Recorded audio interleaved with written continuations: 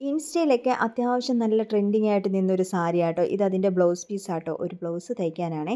അപ്പം ഞാൻ ആദ്യമായിട്ടാണ് ഇൻസ്റ്റയിൽ നിന്ന് ഇങ്ങനെ ഒരു സാരി ഓർഡർ ചെയ്യുന്നത്. പക്ഷേ നല്ല ക്വാളിറ്റി ആയിരുന്നു. നല്ല പ്രൊഡക്റ്റ് ആയിരുന്നു. എനിക്ക് ഭയങ്കരമായിട്ട് ഇഷ്ടപ്പെട്ടു കേട്ടോ. അപ്പോൾ ഈ ധൃതി പിടിച്ച് ഈ ബ്ലൗസ് കട്ട് ചെയ്യുന്നത് എന്തിനാണെന്നാണ് നിങ്ങൾ വിചാരിച്ചേ?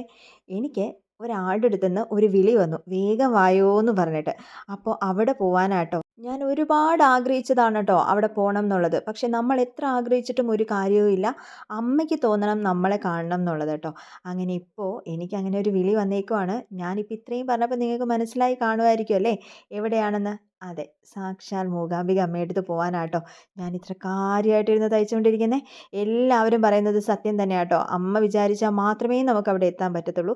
പിന്നെ ഈ തലേ ദിവസം കുത്തിയിരുന്ന് ഇങ്ങനെ തയ്ക്കുക എന്നുള്ളത് എൻ്റെ ഒരു ശീലമായി പോയതുകൊണ്ട് പോകുന്നതിൻ്റെ തലേ ദിവസം രാത്രിയാണ് ഞാൻ ഈ ബ്ലൗസ് തയ്ക്കാനായിട്ട് ഇരിക്കുന്നത് കേട്ടോ. ഈ ഇടയ്ക്കിടയ്ക്ക് ഈ നൂലിങ്ങനെ പൊട്ടി പോകുമ്പോഴുണ്ടല്ലോ വരുന്ന ഒരു ദേഷ്യം അത് പറഞ്ഞറിയിക്കാൻ പറ്റത്തില്ല.